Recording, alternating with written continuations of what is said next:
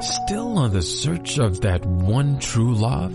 On the limbo in this crazy world of dating, marriage, relationships? Well, listen to the Golden State Media Concepts Relationship Podcast, your one-stop podcast for everything about relationships.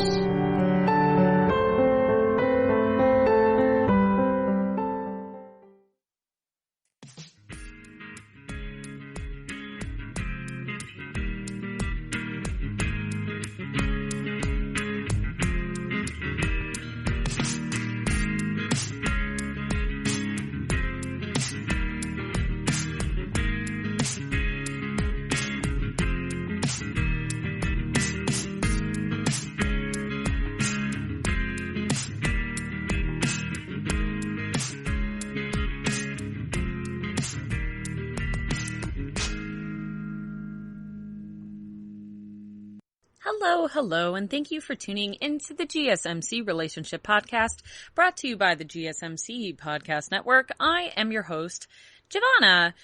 Welcome back. I'm pretty excited today, because I've had my coffee, and yeah, we're ready to go. I'm excited for this episode because, I'm actually going to be talking about, being able to retain your independence while being in a relationship. This is something that's, I have struggled with and something that's really important to me. You know if you're putting too much into a relationship. And these are some helpful tips for you to stop yourself from doing that. Another thing we're going to talk about later in the episode in a similar vein is things to know before moving in with your significant other, and some family and marriage therapist approved tips before moving in with your significant other. And finally, I am a big movie buff. I love movies. I actually work in a movie store. Yes, those do still exist. But yeah, I'm going to be talking about some of my favorite romantic movies. Some of them are a little bit off the beaten trail. But some you have probably heard of. But yeah, these are just some of my favorites that I love these movies. So let's talk about, the importance of keeping your independence in a relationship. Now, we all have probably known someone who, after they get out of a relationship, there's just no sense of self. You have no idea who you are after you exit the relationship because you just put your whole heart and soul into the relationship. They were your world. And now what happens when you get out of that relationship? And, it probably wasn't that great of a relationship to begin with if you were putting in so much into that relationship and it was just, you didn't keep your independence. So if you have a relationship where you both are independent, I like to think of it as two parallel lines growing. So, they don't have to be lines, like you and your other person don't have to be on top of each other. You can just be growing in the same equidistant, area towards the same goal. But you both have your own goals. You both have your own likes and dislikes, and you are just growing together, and you're both parallel. That's how I kind of like to view it. That might not be a great example. But yeah, it's really important to keep your independence in a relationship because it's important to stay true to who you are. The person that you're with is supposed to bring out the best sides of you, but they're not supposed to completely engulf you. And, I did a little bit of reading on this. There has been some research, on this topic. And a lot of it has to do with something that that I've talked before on a different episode is attachment theories. Attachment and how you were raised as a child actually has a lot to do with how much, independence and how much, dependency you're going to put into a partner. And codependency it's always going to, it's never good. It's never good to be codependent of each other. Now, it's always important to have that independence, because if you're codependent, I have seen relationships where, they're both codependent of each other, but they also are like, they hinder each other from growing. Now, it's not that they were bad people. They're both very good people, but it's when you're codependent with another person, it's impossible for you to grow. And that person is going to keep stopping you from growing. And so that's why you both need to be independent of each other and grow together, but separately. So knowing your past experiences is really important to understand your own attachment style.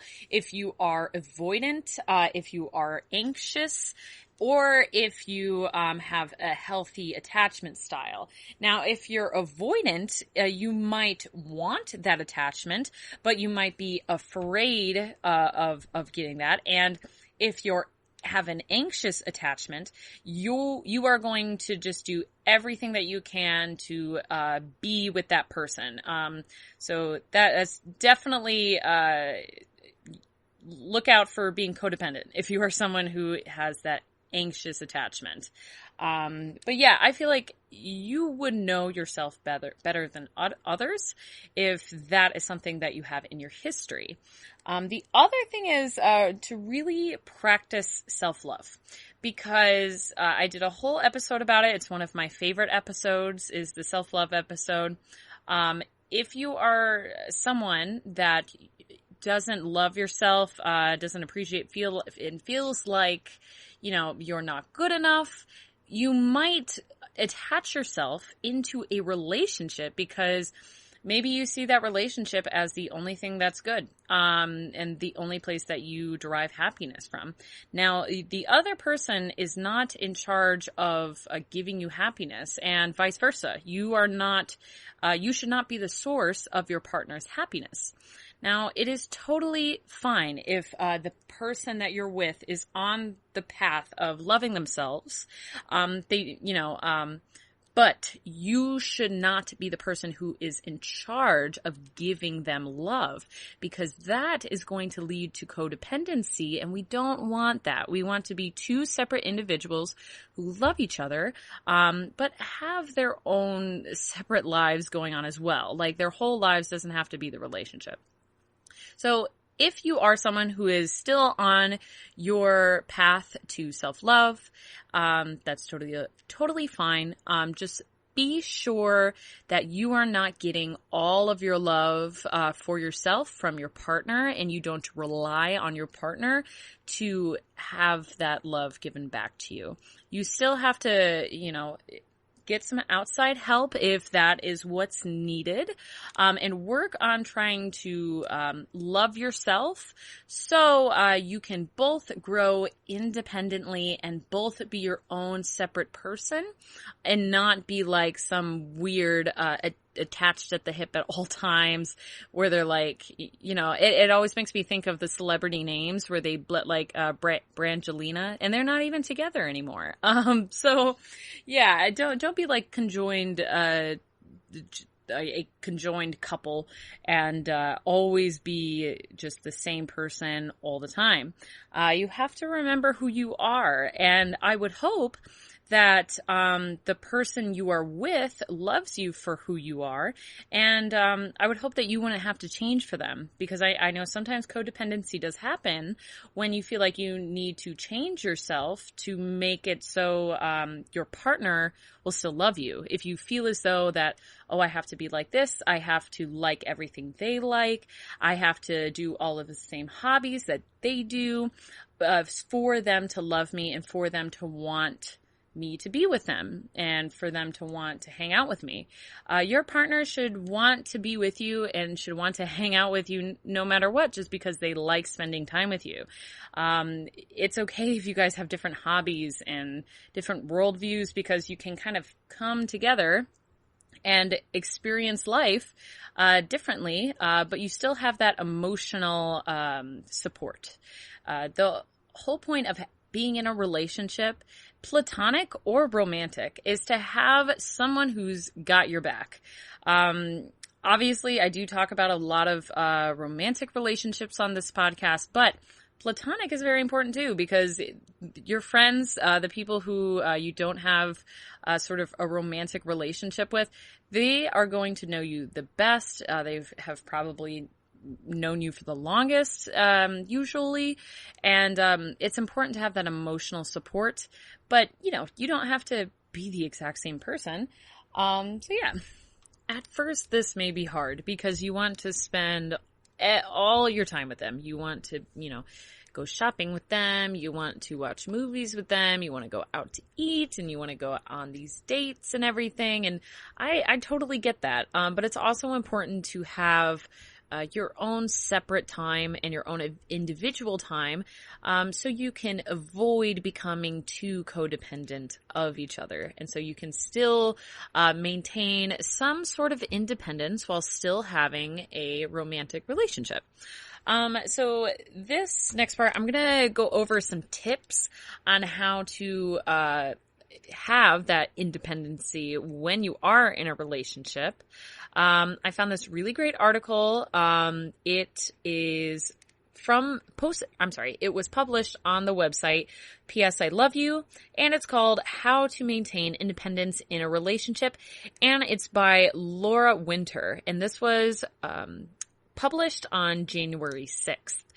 So she breaks down she gives some great advice about maintaining independency in a relationship, and I'd love to share it with you if you won't mind. So the first one is going to be have your own space. This is so important. It's basically so if you live together and during the quarantine, if you're still quarantining or not back at work yet, this might be a little bit harder to do.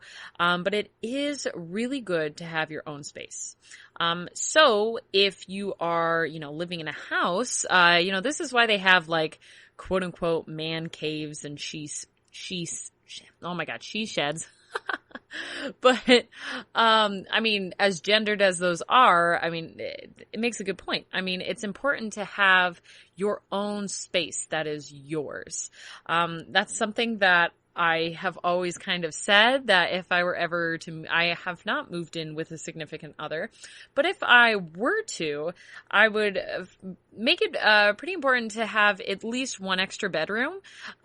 So that extra bedroom could be used as a place to go, to be used as an office, or to be used as, a place to work out, just so there's an extra room in the apartment, to go, and just to close the door and step away, and I don't know. I'm someone who doesn't want kids. So the perfect house for me would be a 3-bedroom house.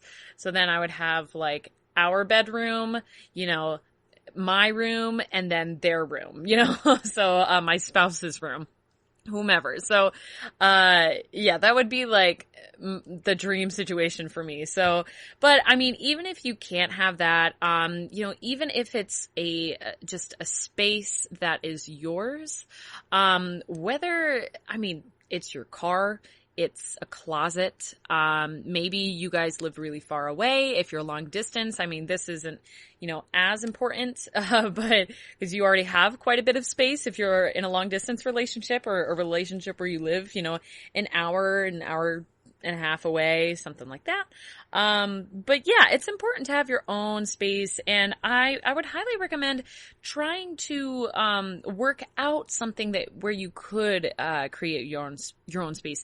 Even that if it's make a garden, and that's your garden, and that's your space to go to, and that's your little area. It could be anything. But yeah, if there's an extra room in the house, that would be ideal, because then you can kind of step away.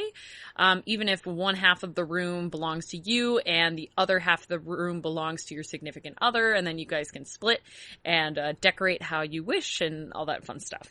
So yeah, the next one is going to be have your own activities and hobbies.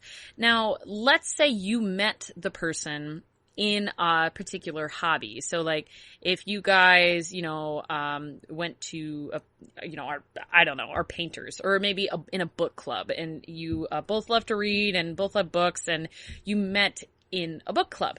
Now, that's still great. Like, you can still obviously have that hobby and still do that activity, and you can still do that together, but try to find an activity or a hobby or a club that is yours. And it doesn't have to be, your significant other doesn't have to like that hobby, and they don't have to do it. Hopefully they have their own special hobby that, you wouldn't necessarily do. It's not like, for example, in this article, she talked about how her husband does rockets and like makes home rockets, and he's like in a club and he like launches rockets and stuff. Whereas she is more someone who is going to write, and she loves to write novels and all that kind of stuff. So that is more her end, and his end is going to be like rockets and stuff. And she kind of, made the point that she's like, well, I'm not going to build a rocket, and he's not going to want to, write a novel with me, so and that's okay. It's their own separate thing. Now, if, for example, like gaming, like if you're really into gaming, like, and your significant other isn't, maybe you can allot time to where, like, while you're gaming, your significant other could do their hobby or their thing. So yeah, because during this time, like, that you both are doing your own hobby, it's going to be alone time for yourselves, where you can focus on an activity that you really like. I love to read, and I've dated a lot of people who play video games, and I don't like video games, and I don't play video games. And I really don't want to learn to play, I really don't have any interest in it, but I will watch them play, and, I'll get excited for them when they get a new game or they do well in a game, but I don't know anything about it. So, that's because that's their hobby, and I have my own hobbies and all that fun stuff. But we are actually going to take a quick commercial break. But when we come back, I'm going to be talking about 6 more ways to be just a little bit more independent and create some space in your relationship to where you don't become codependent. We don't want that. We want you to both be your own separate, beautiful people. And we love that because you're a good person and your personality is good. I mean, I hope so. If you're listening to this podcast, I would think so. But anyway, we'll be right back after a quick commercial break. The GSMC Sex Podcast is a show that examines all aspects of sexuality, from physical to emotional to spiritual. Join our hosts as they discuss age-old questions, common misconceptions, and the latest topics surrounding sex. They'll tackle topics about sexuality from the complicated to the hilarious and everything in between. GSMC Sex Podcast is your show for all of your questions about sex, even some you might not have thought of yet. Download the GSMC Sex Podcast on iTunes, Stitcher, SoundCloud, Google Play, or anywhere you can find podcasts. Just type GSMC in the search bar.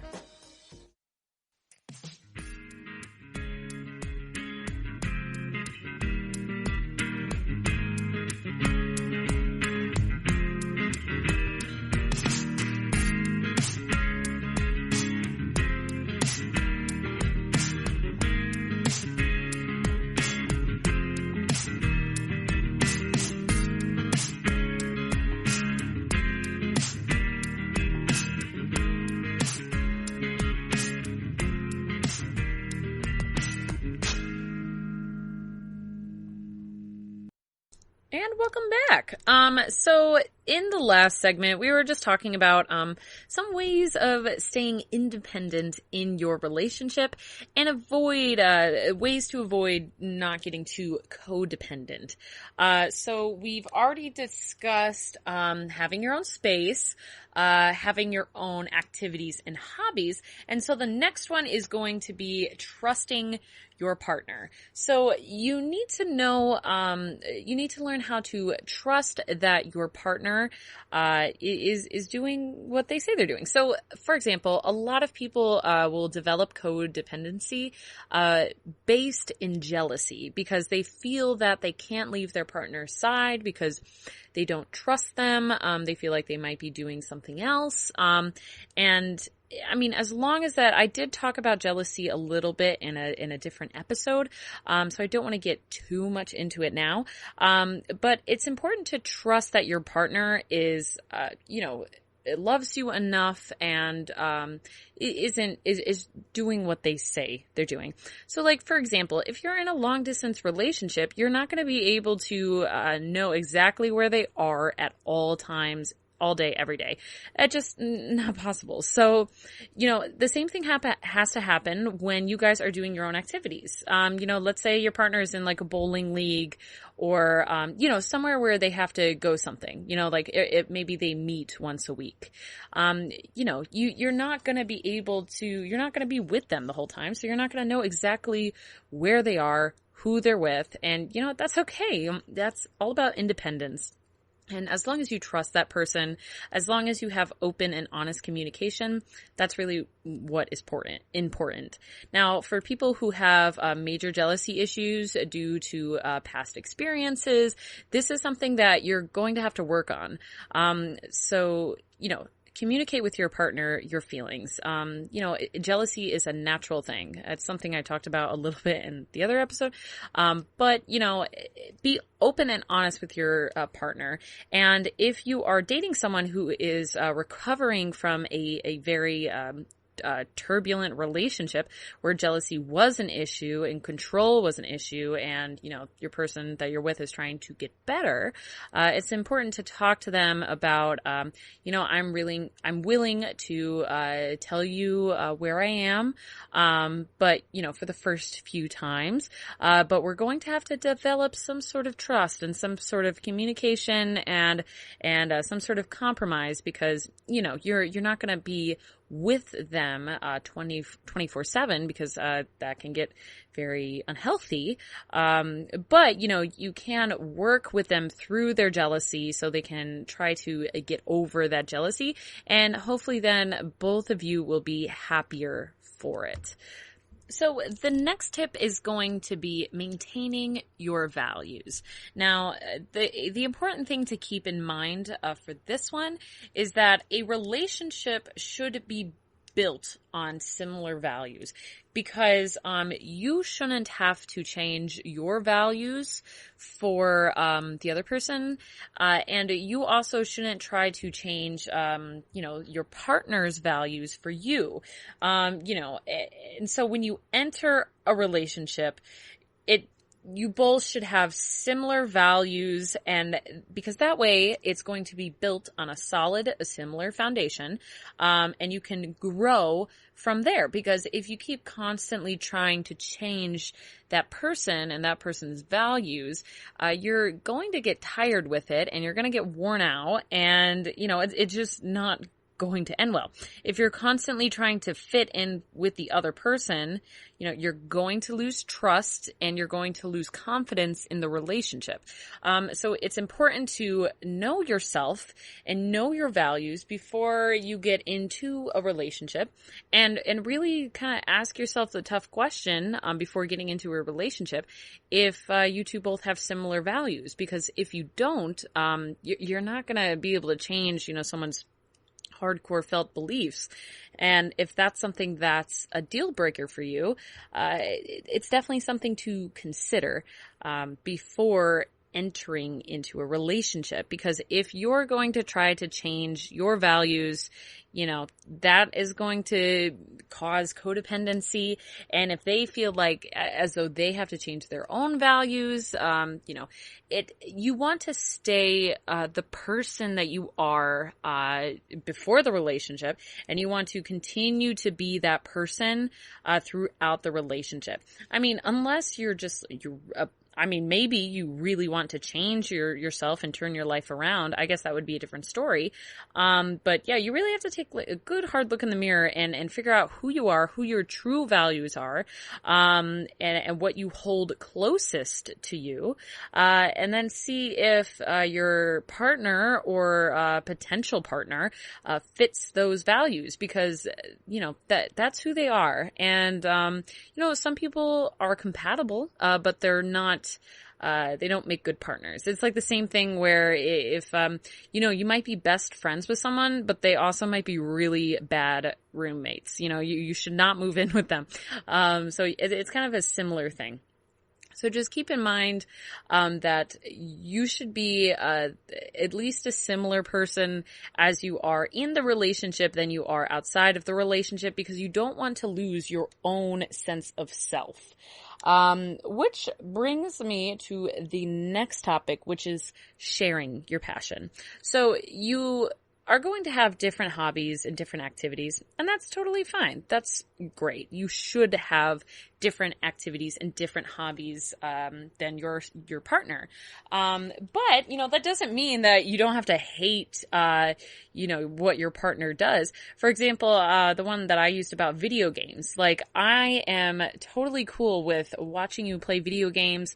Sometimes after a while it does get a little boring. About 30 minutes is my max. But yeah, I am totally fine with like watching people play. The example that she used in her article that she wrote was that her husband, she loves watching the rockets being set off, not so much the whole building of the rockets. And for him, he doesn't have to like sit down and edit her writing for her, but he can read one of her novels when she's finished it. So it's that kind of thing. Like, you can enjoy each other's activities, but you don't have to want to do them. And that's totally fine. So you can share them. And it's not that if your partner didn't ask you to, teach them, like if I wanted someone to teach me how to play video games, like I would ask them, and hopefully they would share that with me.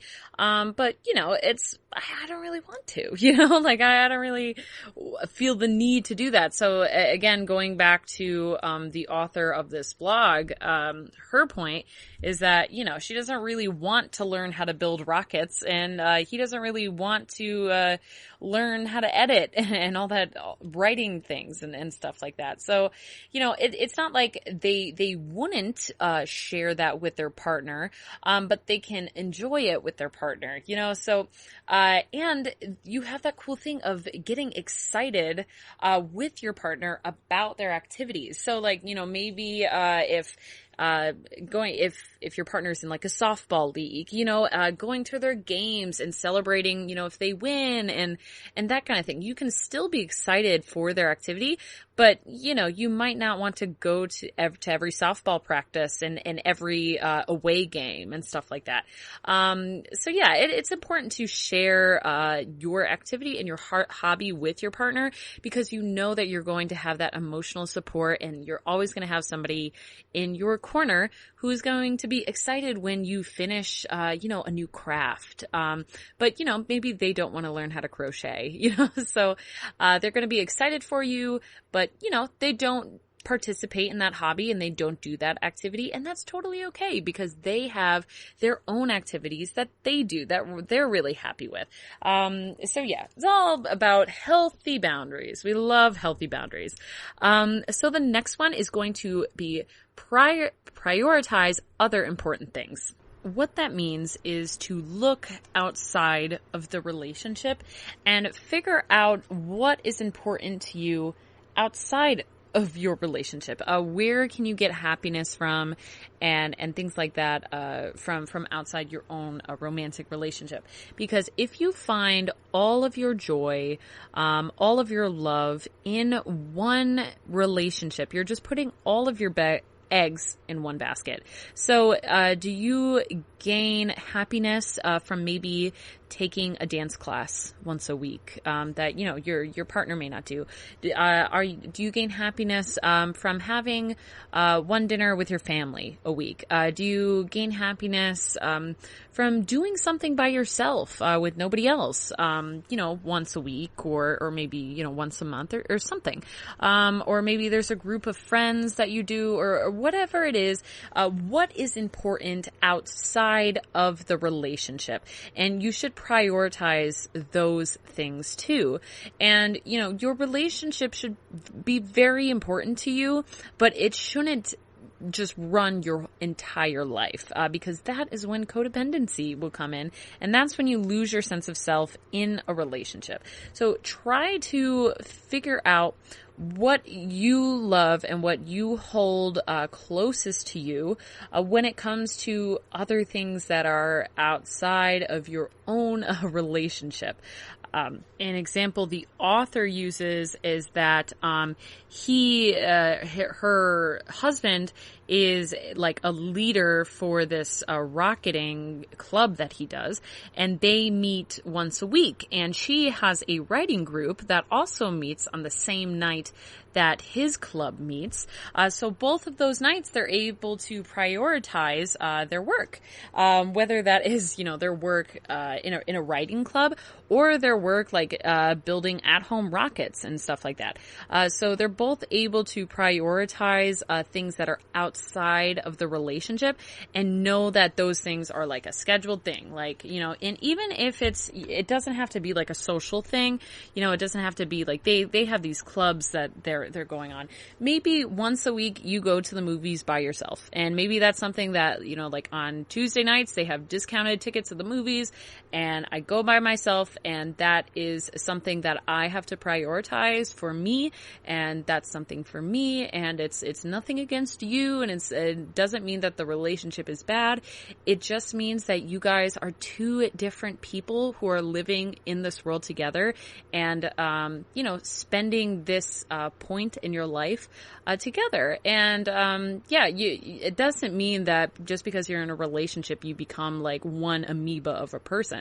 You're still two separate people with two separate personalities and two separate likes and dislikes. And it makes me sad when people are frustrated with their relationship because it's not like picture perfect.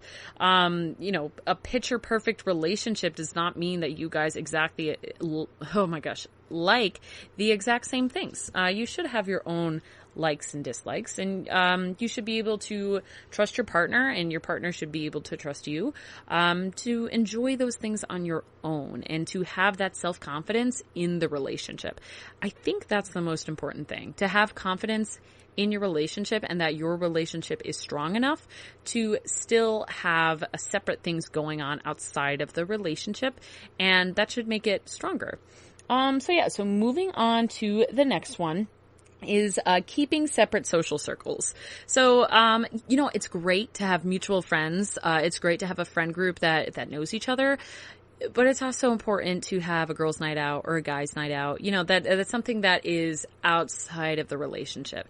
Because if you guys have all of the same friends and, you hang out all the time and you're always together, you never get to enjoy, like, you're always with that person, and so what happens when you exit the relationship and now all of your friends are all of your ex's friends, and what if something goes wrong, or like even if it's just an argument, it doesn't even have to be that you guys break up. It could just be, it might be a little awkward sometimes. And it's important to, have that time with your friends because, kind of like what I said earlier, your friends are an important relationship to keep at it because, they're platonic. They care about you just as much as your boyfriend or girlfriend or whomever, if not more, in some cases. And, it's important to keep them in your life and to have that side too. So have a girls' night out, have a guys' night out, and have that where you can trust each other. And again, it's all about trust. It's all about communication.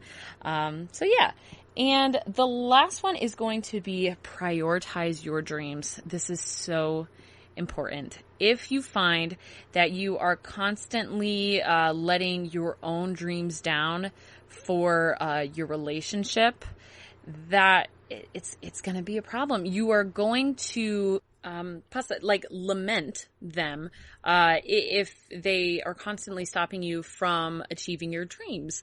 And it's important to talk about your own dreams and be with someone who you might have similar end goals then, or at least someone who, if you guys don't know just yet, if you can figure out together and figure out what your dreams are and how your dreams can be achieved together. I would hope that, these are important conversations that you would have before stepping into a very serious relationship. For example, like marriage. You see this all the time where one person wants kids and another person doesn't. At least maybe get a dog or something. But, it's important to have these conversations to understand if you guys have similar goals. Because if you're not able to achieve a lifelong goal, maybe that isn't the person for you. If you're not able to achieve something that is really, really important for you. So that's definitely something to keep you in mind. Always be able to prioritize your own dreams, because you're just going to be unhappy if you feel that you could have done something, but, something happened with the relationship. You had to move to a different city, you had to do something else in regards to the relationship. You're going to lament that, and you're going to have that guilt inside you. So it's definitely something that you need to communicate beforehand, and think about and really explore in yourself. And that's, again, goes to my analogy as two parallel lines growing together in the same direction. But, they're not the same lines. So you have your own line and your partner has their line, and you guys are growing together. But, you're not two lines on top of each other. So yeah. So that is going to conclude this segment. In the next segment, I'm going to be talking about discussing moving in with your significant other, some tips, what to know before you move in with them, and all that fun stuff. And then later on in the show, I'm going to be talking about some fun romance movies that you may not know about and that you should check out. So we will be right back. Tired of searching the vast jungle of podcasts? Now listen close and hear this out. There's a podcast network that covers just about everything that you've been searching. Hey! The Golden State Media Concepts Podcast Network is here. Nothing less than a podcast bliss with endless hours of podcast coverage. From news, sports, music, fashion, cooking, entertainment, fantasy, football, and so much more. So stop lurking around and go straight out to the Golden State Media Concepts Podcast Network. Guaranteed to fill that podcast itch. Whatever it may be. Visit us at www.gsmcpodcast.com. Follow us on Facebook and Twitter, and download us on iTunes, SoundCloud, and Google Play.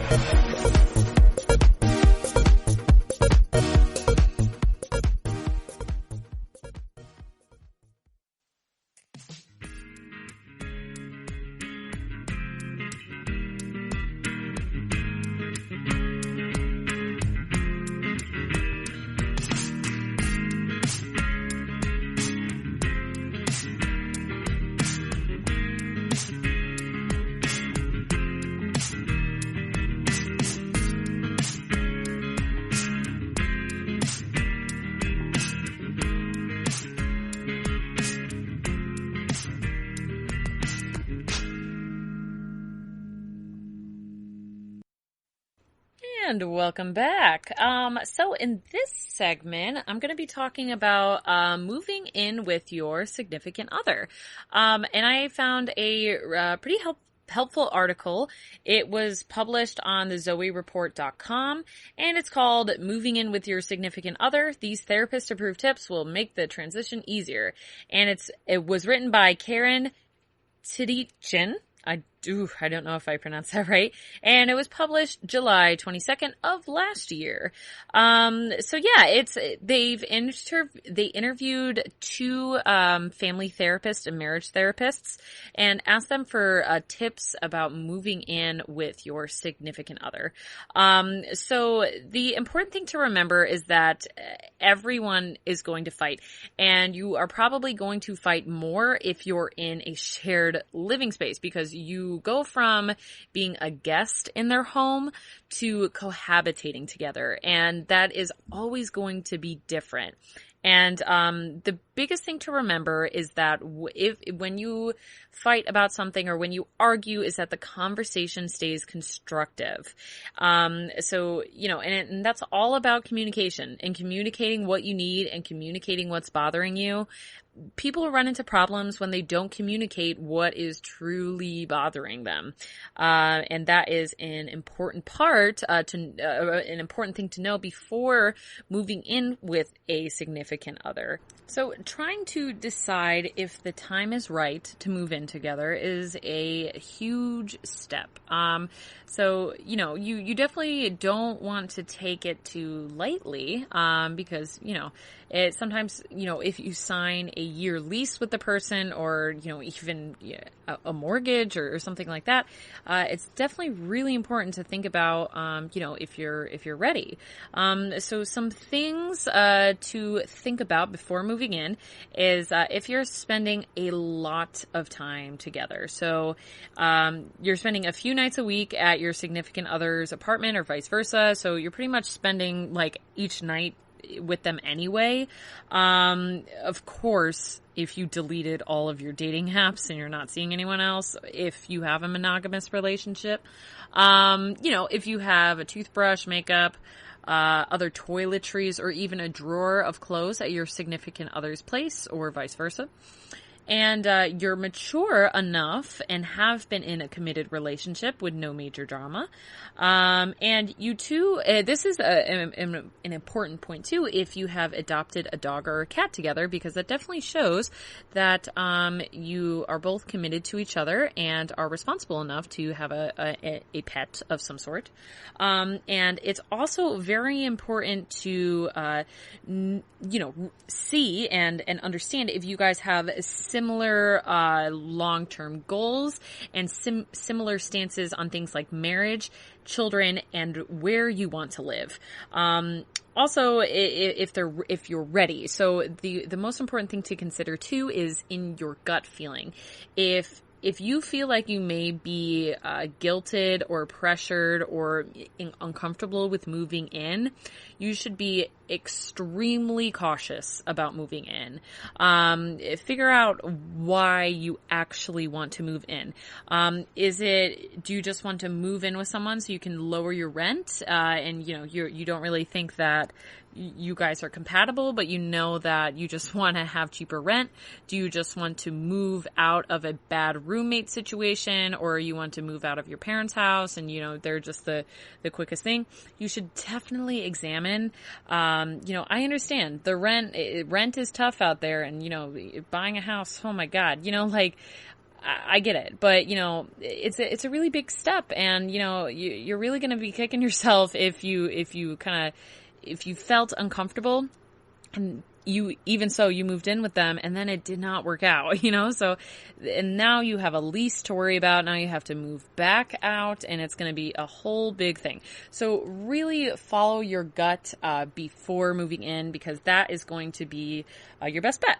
And then ahead of time, before moving out, you're going to want to discuss your expectations. So things like, sleeping schedules, cleaning schedules, so how often do you wash the bed sheets? Like, how you invite people and how often you invite people into your home. It can be tough. And, people, each person in the relationship can do a different chore or run a different errand. If your partner hates cooking, but you don't mind cooking, like you can cook and they can do the dishes kind of thing. If they hate doing the laundry, like you can do the laundry and they can vacuum, like something.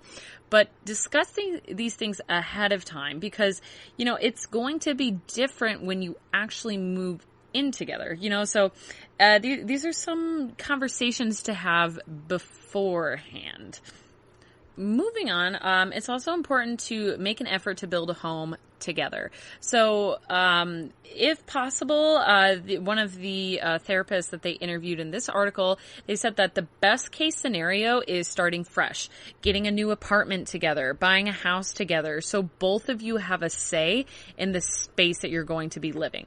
But if you can't do that, if that isn't, you know, possible for you to, or you can't afford that sort of thing, or, you know, maybe you're in a lease or you already own a house, it's important to make room for the other person who's moving in.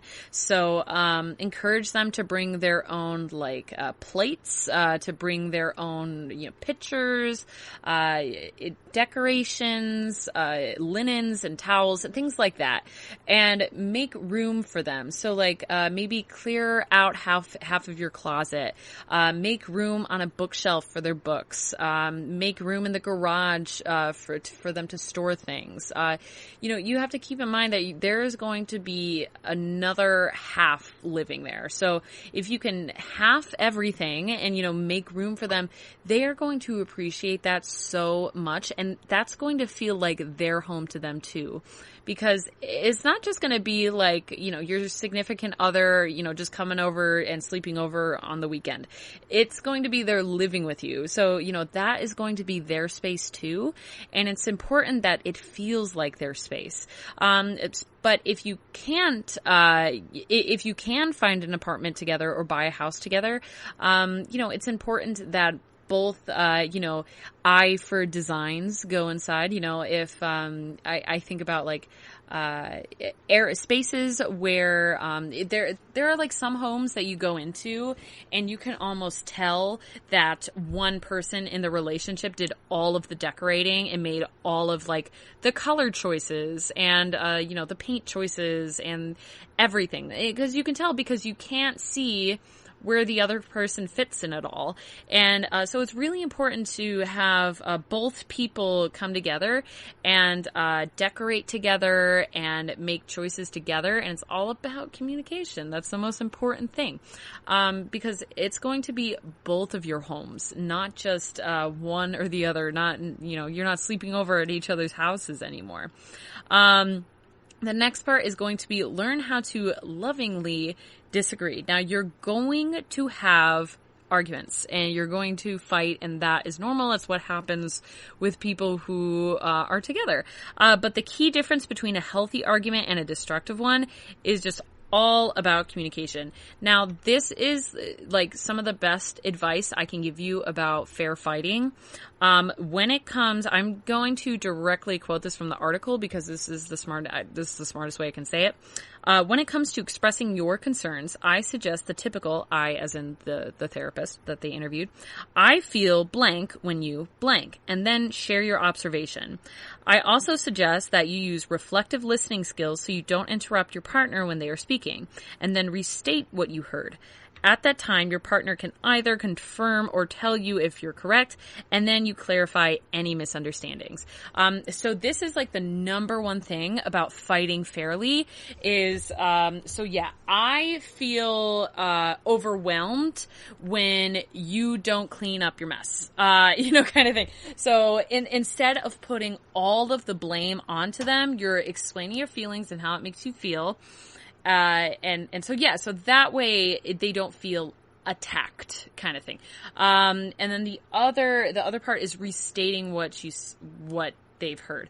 So that is all about active listening, and active listening is very important when you're arguing, because what a lot of us do is when we are listening to someone talk, we are just coming up with responses and we're not actually listening to them say what they are saying. So instead you can listen to what they're saying and then say, so I am hearing that you are feeling overwhelmed. And then they can either say, yes, I'm feeling overwhelmed, or they can be like, no, I'm not feeling, so it's all about open communication, and active listening is very important. And it's going, those two things, using I statements, that's the I blank when you blank, and also restating. That is like the key to fair fighting. And, that is all about honest and open communication. And that's something that's really important and should definitely keep in your little toolbox of things to use during an argument, and to, tell your partner about if they don't already know about it. It's also important to focus on picking and choosing your battles. So a lot in this article, they said, would you rather choose to be right or to be happy? And that many arguments are really about power struggles. And to avoid that, you really have to ask yourself, what exactly are you fighting for? And can you compromise?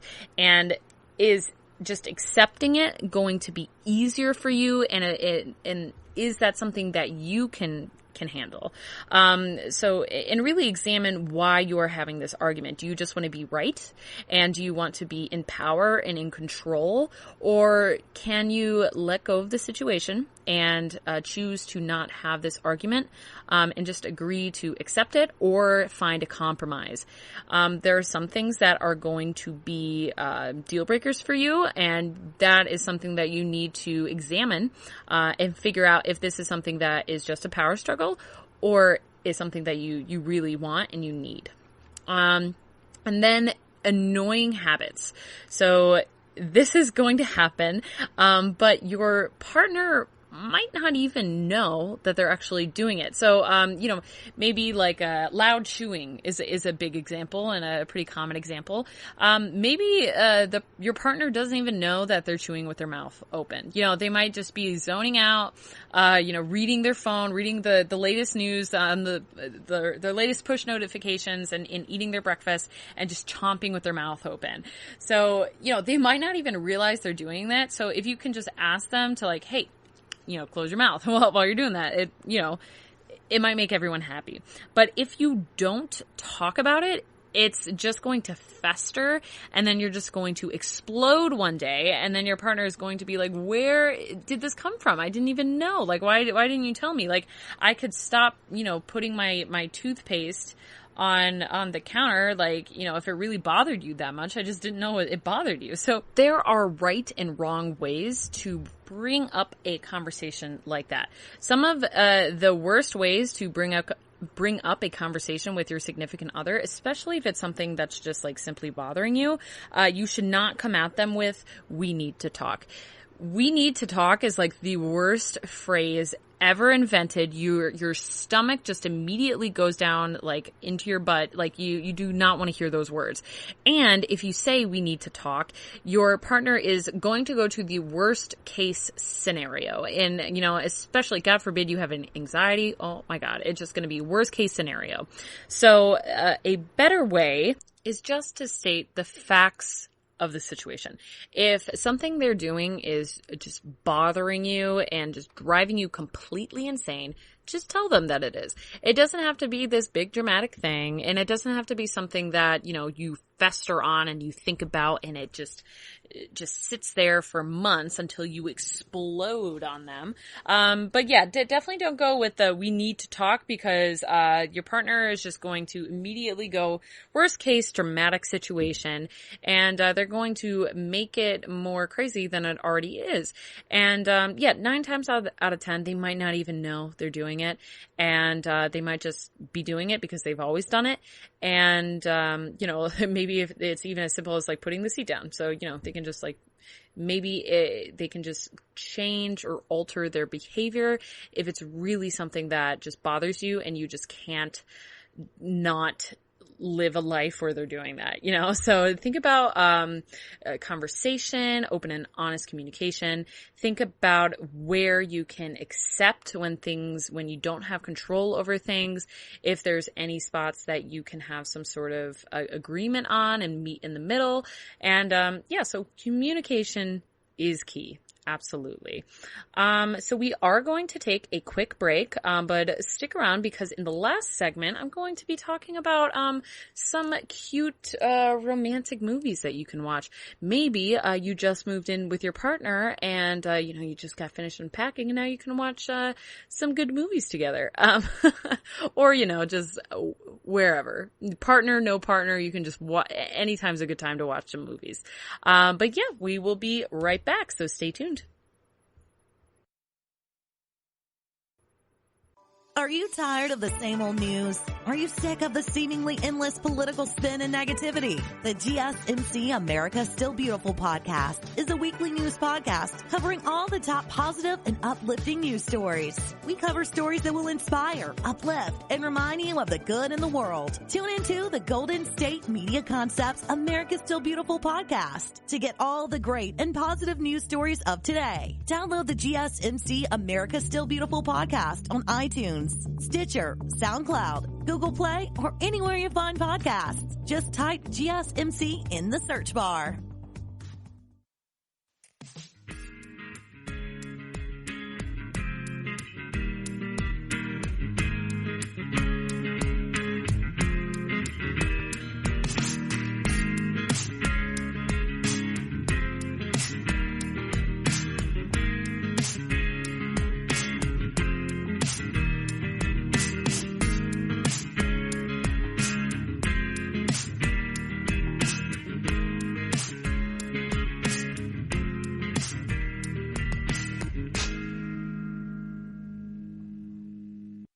Welcome back. So yeah, I think I've said in a different episode, I went to school for acting, and I work at a movie store. So, I love movies, love watching movies. So I wanted to talk about some of my favorite movies. Not all of these are like romance movies. Most of them are. Some of them are kind of romance adjacent or have a little, a romance theme in it and a love theme. But yeah, so definitely ones that I least recommend and that you should check out.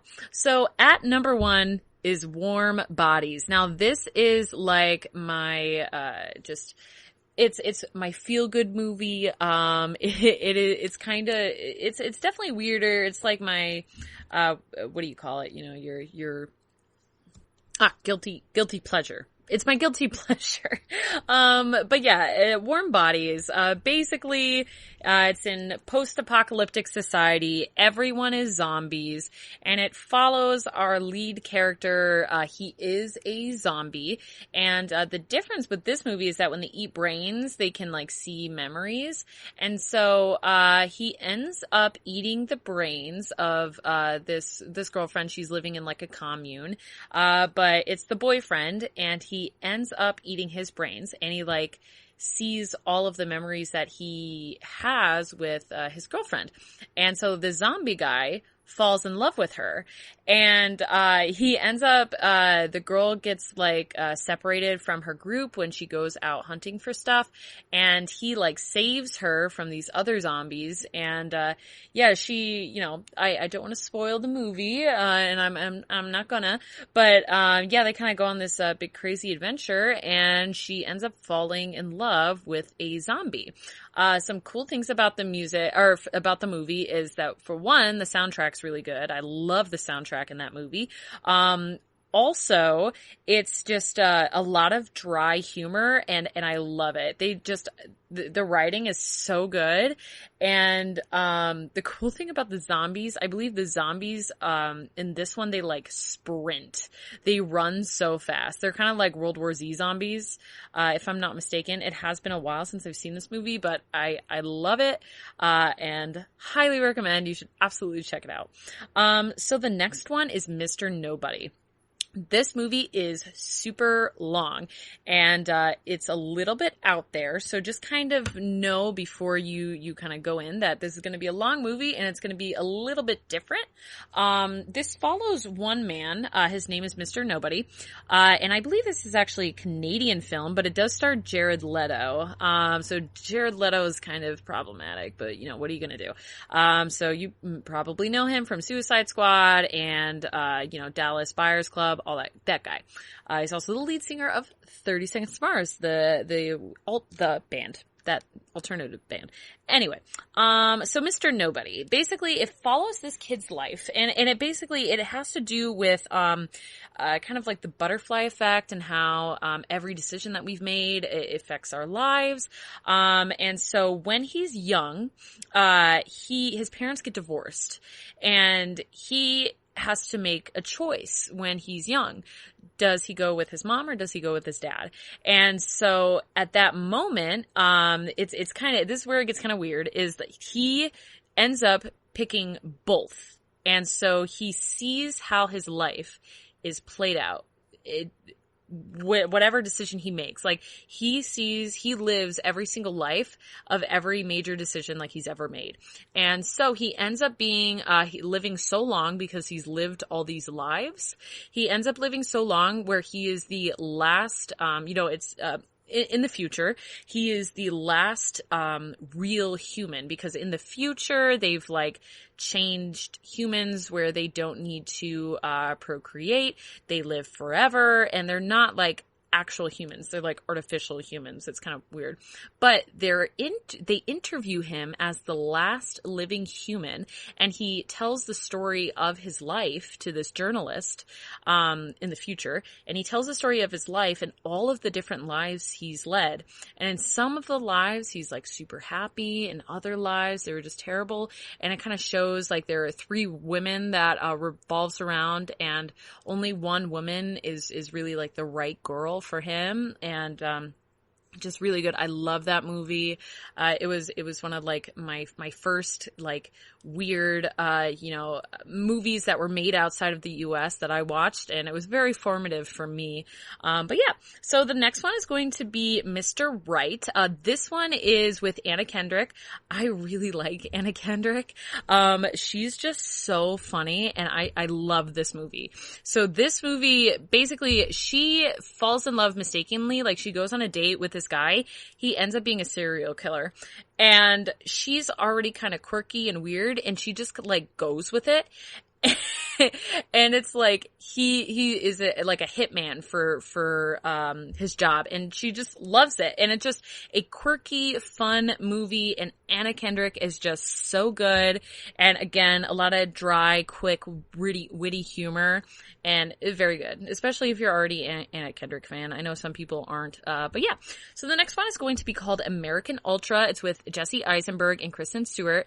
Kristen Stewart is another one who I really have grown to like. I'm telling you, like, she's been in a few movies where I just really loved her style.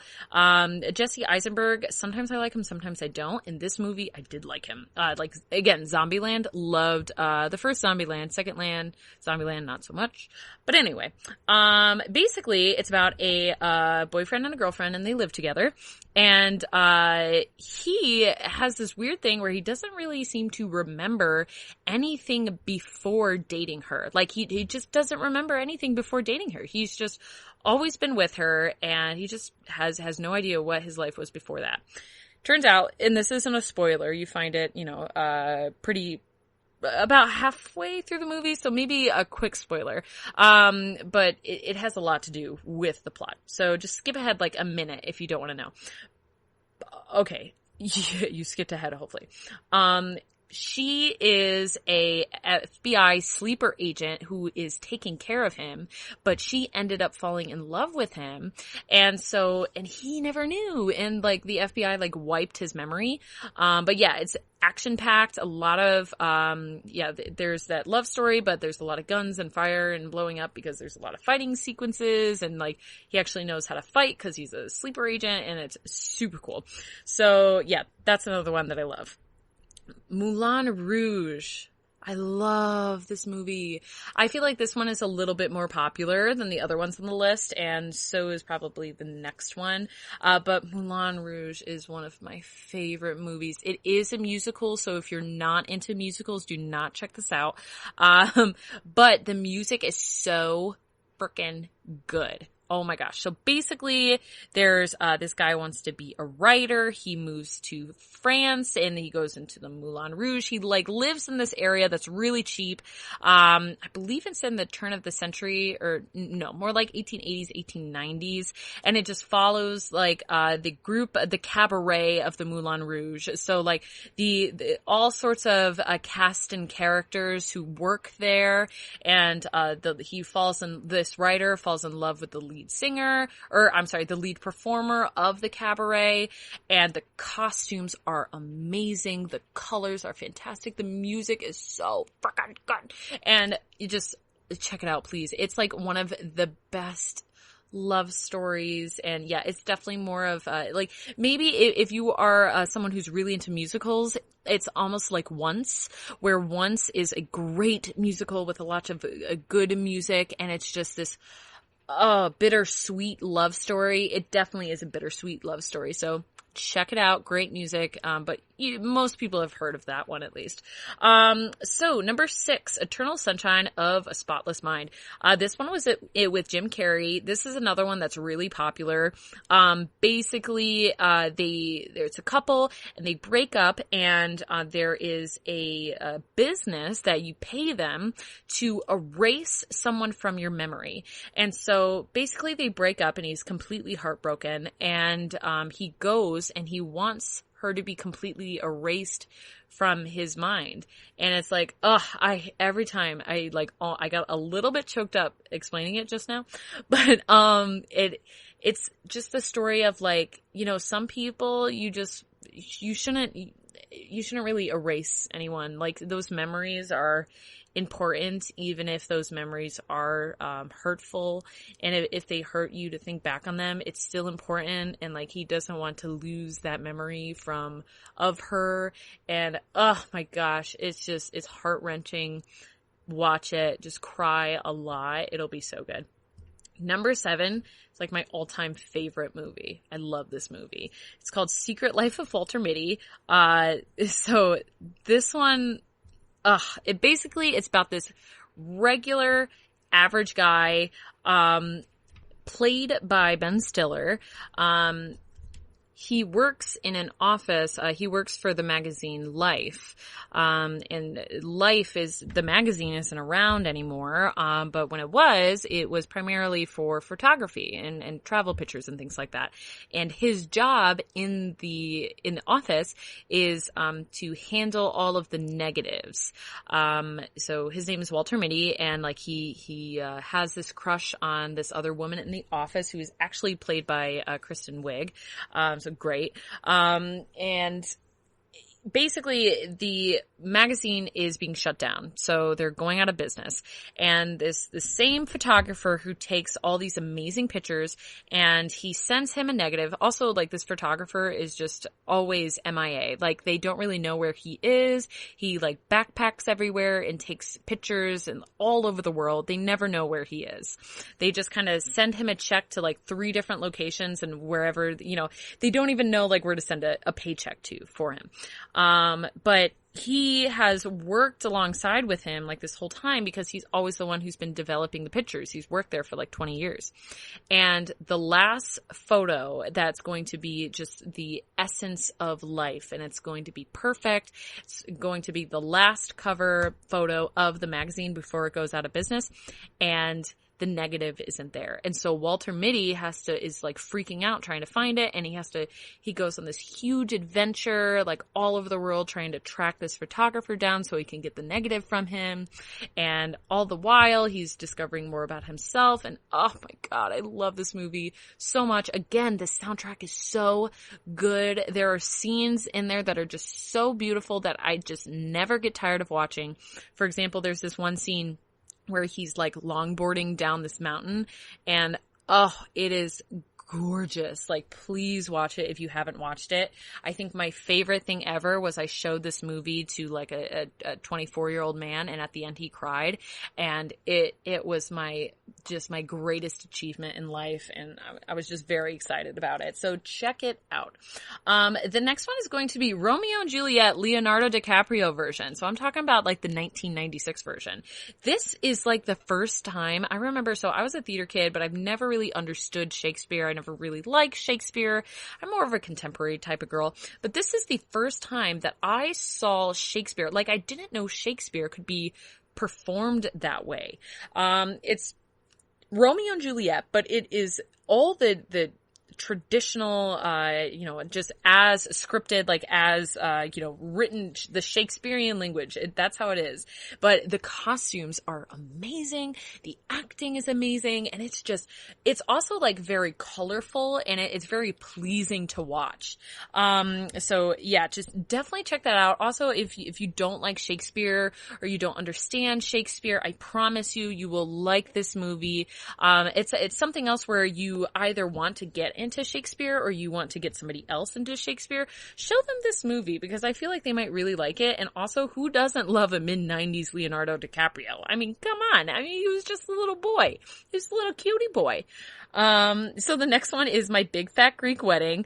I just grew up on this. So as someone who grew up Italian, I feel like the Greeks and the Italians are very similar, and this movie just makes me laugh every time. I love this movie. It's just so amazing. Basically, there's this woman.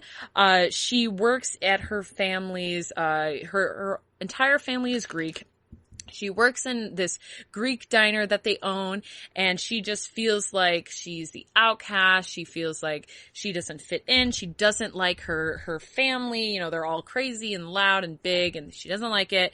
And she wants to go to school, and she wants to do big things for herself, and she wants to meet someone, and she ends up meeting someone, but he's not Greek, and so that's a whole thing. And it's just so funny and so cute, and I love it. And check it out if you haven't seen it. They also made a second one, which actually wasn't too bad. I mean, it was fine, but like it wasn't too bad. So, even if you haven't seen the first one, or if you have seen the first one and you loved it, give the second one a try. Why not? Aunt Tula is just my character. I love Aunt Tula. She's my favorite, and she's great in the second one too. So the final one is going to be Only You, and Robert Downey Jr. was in this. This is another 90s movie. So you got young Robert Downey Jr. looking amazing. Like, he's hot now, but he was just amazing. So basically, this woman, as a 15-year-old girl, she's told that she's going to marry this guy's name. And she also, she uses a Ouija board, and she's like, who am I going to marry? And it like spells out Damon something. I can't remember his last name. But then she goes to a psychic, and the psychic says, you're going to marry this guy whose name is Damon. She's like, oh my gosh. But she grows up, and she is about to marry this guy, and it's not the Damon guy. But then she gets like a voicemail on her phone saying like, hey, my name's Damon, blah, blah, blah. Like, I'm calling, and this is like the day that she gets married. And she's like, oh my gosh, Damon who? Like, this is the guy I'm supposed to marry. And she's like, where are you right now? And she's like, and he goes, Venice. Like, I'm looking for this person. She goes, stay right there. I'm going to come meet you. And so she flies to Venice, Italy to meet this guy. I love this because I was in Venice, and it's great to see like the shots, and it just filmed in Venice. And she ends up falling in love with Robert Downey Jr.'s character, but then Robert Downey Jr. is like, I'm not Damon. Damon's my friend. She's like, why would you do this to me? But she falls in love with him. And again, another great romantic comedy. I highly recommend. It's so good. I love it. I could talk about movies for quite some time. But yeah. Anyway, guys, I really hope that you enjoyed this episode. Let me know if you check out any of these movies, and or if you have seen these movies and they are also some of your favorite movies. Let me know on the social medias, and you can follow us on Instagram, on Twitter, on Facebook. Interact with me, please. I would love it. It would also be super great if you could subscribe and rate and review us on Apple iTunes. That's where a lot of rating goes, and that's where people can discover us more. Or you can share the podcast with a friend. That would mean so much to me. But anyway, guys, I really hope you have a great rest of your week. And thank you for listening to the GSMC Relationship Podcast, brought to you by the GSMC Podcast Network. And I will see you guys next week. Bye-bye. You've been listening to the Golden State Media Concepts Relationship Podcast, part of the Golden State Media Concepts Podcast Network. You can find this show and others like it at www.gsmcpodcast.com. Download our podcast on iTunes, Stitcher, SoundCloud, and Google Play. Just type in GSMC to find all the shows from the Golden State Media Concepts Podcast Network, from movies to music, from sports to entertainment, and even weird news. You can also follow us on Twitter and on Facebook. Thank you, and we hope you have enjoyed today's program.